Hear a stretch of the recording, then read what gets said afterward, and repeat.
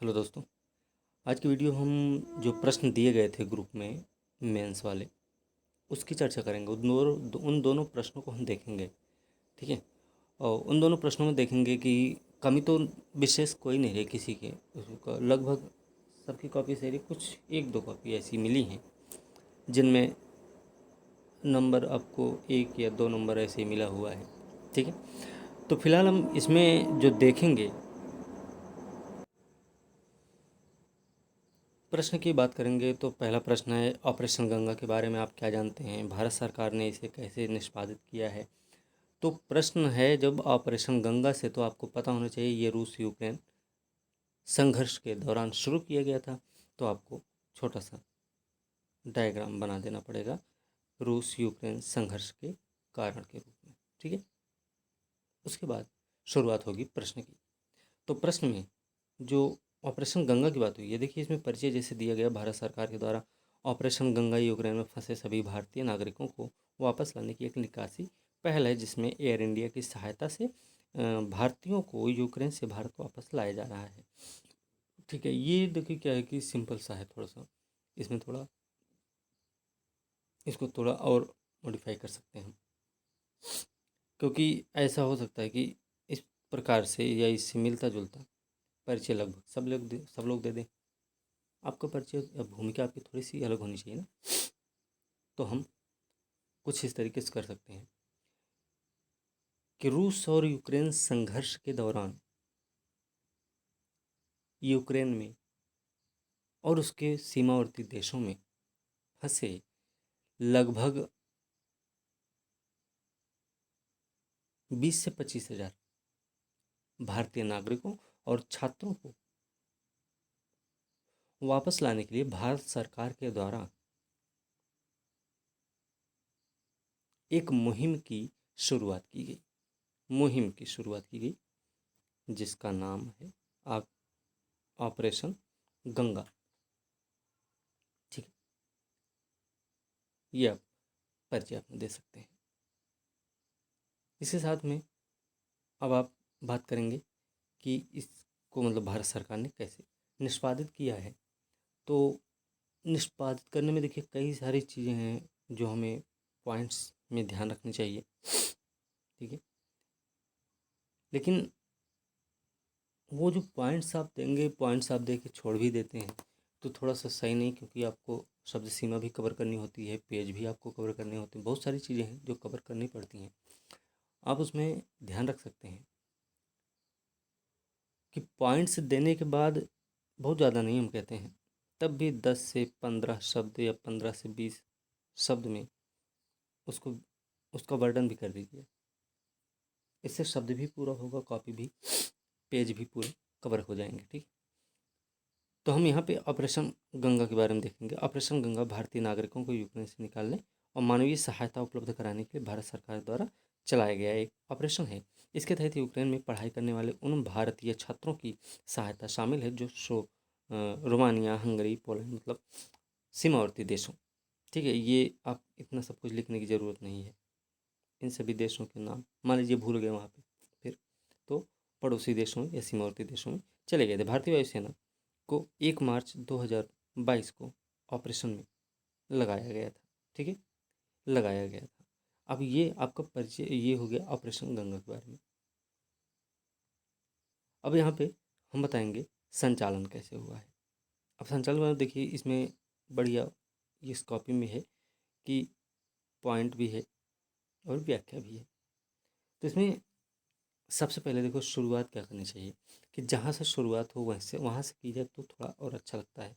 ऐसा तो है नहीं कि तुरंत ही एयर इंडिया को भेजा गया होगा या एयर इंडिया को इस काम में लगा दिया गया होगा, पहले तो कुछ और शुरुआत हुई होगी वहीं से, है ना, यूक्रेन से ही। तो सबसे पहला काम हुआ कि 24/7 हेल्पलाइन जो सर्विस सेंटर की शुरुआत हुई। ठीक है। ये क्यों हुई कि लोग अपनी जानकारी बता सकते हैं कि हम यहाँ पर फंसे हुए हैं, यहाँ पर फंसे हुए हैं, हम यहाँ से हैं, हमारा नाम ये है, हम ये करते हैं, हम नौकरी करते हैं, हम पढ़ाई करते हैं। ये सब जानकारी इकट्ठा हो जाएगी वहाँ पे। इससे मोटा मोटा आंकड़ा लग जाएगा भारत सरकार को कि कितने लोग कहाँ पर फंसे हुए हैं। ठीक है। पहली चीज़।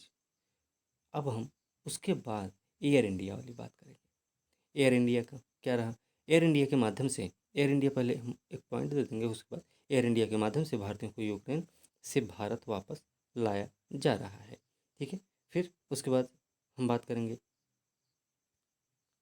देखिए यहाँ पे इन्होंने एक गड़बड़ कर दी कि रूसी हमले के कारण यूक्रेन हवाई क्षेत्र को बंद कर दिया गया था, इसलिए पड़ोसी देश पोलैंड, रोमानिया, हंगरी, स्लोवाकिया से फ्लाइट भारत के लिए आ रही थी।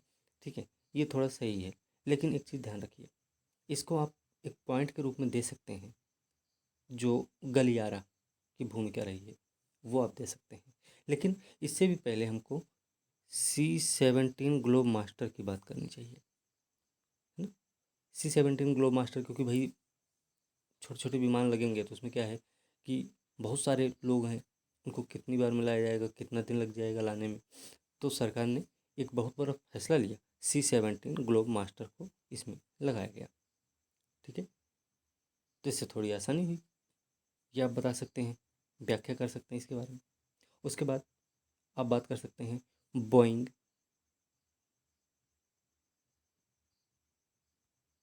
737 का, या फिर ड्रीम लाइनर बोलते हैं इससे, इसकी भी अपनी भूमिका है।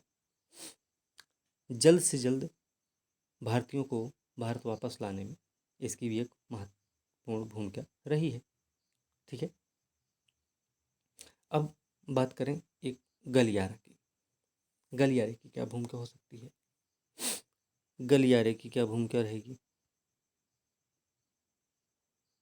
गलियारे की क्या भूमिका, कौन से गलियारे की बात हो रही भाई? देखो, दूसरे जो क्षेत्र रहे ना, क्योंकि पोलैंड जैसा एरिया जो था वो संवेदनशील क्षेत्र था, तो जैसे पोलैंड के विकल्प के रूप में माल्डोवा से संपर्क साधा गया। ठीक है, उसके बाद हंगरी, बुडापेस्ट, हंगरी राजधानी बुडापेस्ट, उसके रास्ते से बुखारेस्ट, रोमानिया की राजधानी है, उसके रास्ते से लोगों को लाने की कोशिश की गई है। ठीक है, ये एक गलियारे के रूप में स्थापित हुआ है। ठीक, इसके अलावा अभी अब देखेंगे जैसे कि इन्होंने लगभग लगभग पॉइंट्स इन्होंने कवर किए हैं। सिविल एयरलाइंस के माध्यम से बड़ी संख्या में लोगों को निकाला गया है, भारतीय वायुसेना इस ऑपरेशन में लगी हुई है। इन्होंने ग्लोब मास्टर के ऑपरेशन को भी इसमें शामिल किया है, C-17 को भी शामिल किया है। C-17 ने क्या किया, न केवल यूक्रेन से लोगों को वापस लाने में मदद की थी, बल्कि मानवीय सहायता के तौर पर भोजन, ईंधन, चिकित्सा आपूर्ति, अन्य आवश्यक वस्तुओं को यूक्रेन तक पहुंचाया था। ठीक है, अब कई सारे मंत्री भी गए थे वहाँ पे, उनका भी होना चाहिए जगह। 4 भारतीय कैबिनेट मंत्री यूक्रेन के पड़ोसी देशों में पहुंचे थे उस समय। वो कौन कौन से थे? केंद्रीय नागरिक उड्डयन मंत्री हैं, रोमानिया गए थे, जो श्री ज्योतिरादित्य सिंधिया नाम इनका। ठीक है, केंद्रीय कानून और न्याय मंत्री हैं, स्लोवाकिया में थे, श्री किरण रिजिजू नाम है। और पेट्रोलियम प्राकृतिक गैस मंत्री हैं जो हंगरी में थे, वो हरदीप सिंह पुरी नाम है उनका। ठीक है, स्पेलिंग यहाँ पे इन्होंने गलत कर रखा है, ठीक है, थोड़ा ध्यान रखना। और फिर नागरिक उड्डयन राज्य मंत्री हैं जो सेवानिवृत्त हैं, ये पोलैंड थे। पोलैंड में नाम है इनका श्री VK सिंह नाम है इनका। ठीक है, तो इन सब का नाम भी ठीक है, इसमें सही है इसमें, लेकिन एक चीज़ और जोड़ सकते हैं, इसमें एक नाम है कैप्टन शिवानी सिंह, शिवानी काल का नाम है इनका। ठीक है, इनका नाम आप ऐड कर सकते हैं एक्स्ट्रा फैक्ट के रूप में, क्योंकि ये महिला हैं भाई, और संचालक हैं, फ्लाइट संचालक है ना, कैप्टन है। तो इनका वर्णन भी आप कर सकते हैं, इनकी क्या भूमिका रही है। इन्होंने अपनी अपनी भूमिका इन्होंने भी निभाई थी उनको भारत पहुंचाने में। वैसे तो उनके जैसे भारत सरकार के जो भी ऑपरेशंस हुए हैं अभी तक, अभी हाल के, उनमें उनका योगदान रहा है। ठीक है, तो इसमें भी उनका योगदान रहा, तो थोड़ा सा इनके बारे में भी बता सकते हैं। इसके साथ साथ आप अंतर्राष्ट्रीय रेड क्रॉस परिषद को भी शामिल कर सकते हैं, उसकी भी भूमिका बता सकते हैं आप। ठीक है, अंतर्राष्ट्रीय रेड क्रॉस परिषद जो सीमा सीमा से संबंधित क्या करता है, कानून बनाता है, बनाता है, उसका देखभाल करने का काम करता है। इसने भी अपनी मदद की थी, मतलब मदद दी थी। और इन्होंने क्या किया कि भाई इन्होंने सीमाओं को पार करने में कोई मतलब कि मनाही वनाही का कोई सिस्टम नहीं अपनाया। ठीक है, इस तरीके से ये चीज़ हम बता सकते हैं इसमें। फिर अब ये चीज़ हो गया, स्पेशल ग्रीन कॉरिडोर का इंतजाम इन्होंने बहुत बाद में किया है, ठीक है। यूक्रेन फंसे भारतीयों की सहायता के लिए ये एक समर्पित ट्विटर ऑपरेशन हेल्पलाइन यहाँ पे इन्होंने बिल्कुल लास्ट में कर दिया, ठीक है। अच्छा, यहाँ पे इन्होंने दिया है फिलहाल अंतर्राष्ट्रीय रेड क्रॉस परिषद जो संघर्ष क्षेत्रों से संबंधित है भी इस संदर्भ में ऑपरेशन का संचालन किया था, ठीक है। ये इन्होंने दे ही दिया फिलहाल, और लगभग इन्होंने सारे पॉइंट्स इसमें कवर कर दिए थे, ठीक है। फिर उसके बाद एक निष्कर्ष भी होना चाहिए, है ना। निष्कर्ष के तौर पे आप बता सकते हैं, निष्कर्षता ये कहा जा सकता है कि रूस यूक्रेन के बीच बढ़ते तनाव को देखते हुए भारत सरकार ने अपने नागरिकों को सुरक्षित वापस लाने हेतु एक महत्वपूर्ण भूमिका निभाई है, ठीक है। अब ये निष्कर्ष तो आपने दे दिया, लेकिन एक चीज़ और ध्यान रखिए, ऐसे जो ऑपरेशन चलाए गए हैं ना अभी तक भारत सरकार के द्वारा, उनका भी आप छोटा सा जिक्र कर सकते थोड़ा बहुत करके इस निष्कर्ष और इन सब के बीच में, यहाँ पे इस वाले एरिया पे, ठीक है। आप उनका जिक्र भी कर सकते हैं, ये थोड़ा सा आपके लिए बेनिफिशियल होगा और अंकदायी भी रहेगा, ठीक। अब हम चलेंगे दूसरे प्रश्न की तरफ। दूसरा प्रश्न क्या है, राष्ट्रीय डोपिंग रोधी विधेयक की प्रमुख विशेषताओं की चर्चा कीजिए, इसे लागू करने वाले अभिकरण पर प्रकाश डालिए। देखिए क्या है ना, राष्ट्रीय डोपिंग रोधी विधेयक विशेषता बतानी है तो सबसे पहले हम राष्ट्रीय डोपिंग रोधी विधेयक के बारे में बात करेंगे, उसके बाद उसकी विशेषता बताएंगे, फिर बताएंगे इसके अभिकरण क्या क्या है। देखिए कई सारे लोग कुछ ज़्यादा ही बताने में लगे, कुछ ही लोग थे, दो चार की संख्या में, तो बाकी सब तो नहीं ऐसा किए, लेकिन कुछ ने किया है। तो इसमें थोड़ा सा ध्यान रखना है, सबसे पहले राष्ट्रीय डोपिंग रोधी विधेयक की बात करनी है, फिर उसकी विशेषता बतानी है, फिर उसके अभिकरण जो उसको लागू करने वाले हैं उनकी बात करनी है, ठीक है। तो इनकी हम चर्चा कर लेंगे। तो इस प्रश्न में हम सबसे पहले तो परिचय देंगे इसका।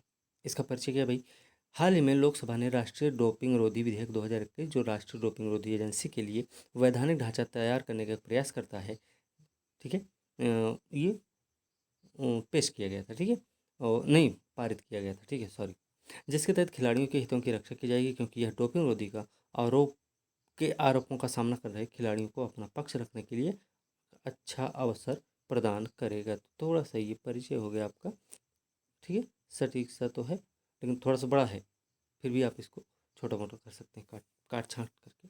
फिर उसके बाद हम इसके विशेषता की बात कर लेंगे।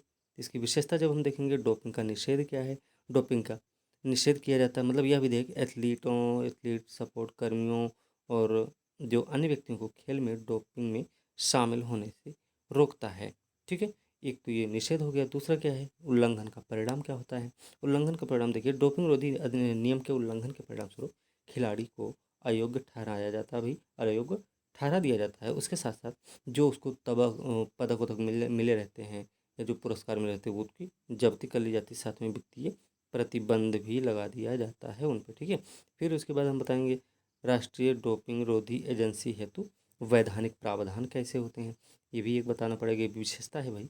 तो यह विधेयक राष्ट्रीय डोपिंग रोधी एजेंसी को वैधानिक निकाय के रूप में गठित करने का प्रावधान करता है। इसकी अध्यक्षता केंद्र सरकार द्वारा नियुक्त महानिदेशक करता है, ठीक है।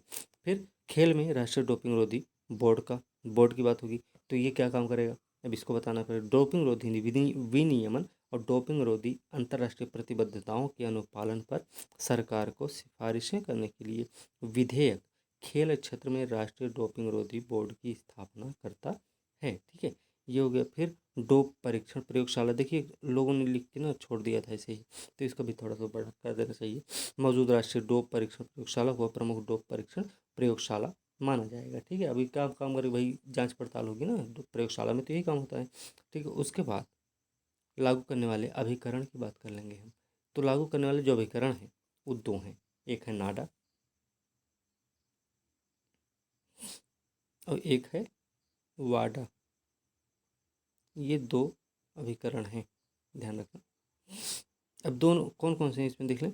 राष्ट्रीय डोपिंग रोधी एजेंसी, ये क्या है भाई, राष्ट्रीय डोपिंग रोधी एजेंसी को भारत में डोप मुक्त खेलों के लिए एक जनादेश के साथ 24 नवंबर 2005 को सोसाइटी पंजीकरण अधिनियम 1860 के तहत पंजीकृत सोसाइटी के रूप में स्थापित किया गया था। इसका प्राथमिक उद्देश्य क्या था, तो इसका प्राथमिक उद्देश्य विश्व डोपिंग रोधी एजेंसी कोड के अनुसार डोपिंग रोधी नियमों को लागू करना, डोप नियंत्रण कार्यक्रम को विनियमित करना, शिक्षा अनुसंधान को बढ़ावा देना और डोपिंग तथा इसके दुष्प्रभावों के बारे में जागरूकता पैदा करना है। ठीक है, ये हो गया। फिर वाडा क्या है, अब वाडा के बारे में देखें तो वाडा के बारे में आप देख सकते हैं कि नवंबर 1999 में अंतर्राष्ट्रीय ओलंपिक समिति के तहत विश्व डोपिंग रोधी एजेंसी की स्थापना की गई थी। खेल में डोपिंग के खिलाफ यूनेस्को अंतर्राष्ट्रीय सम्मेलन 2005 के द्वारा वाडा को मान्यता दी गई। वाडा की प्राथमिक भूमिका सभी खेलों और देशों में एंटी डोपिंग नियमों को विकसित करना तथा सामंजस्य और समन्वय स्थापित करना है। इसके बाद आप एक निष्कर्ष दे सकते हैं। ठीक है, इस तरीके से आप अपना ये उत्तर पूरा करेंगे और अभी हम देख लेंगे कॉपी में जो दिया गया उसमें क्या कमी रह गई है। ठीक,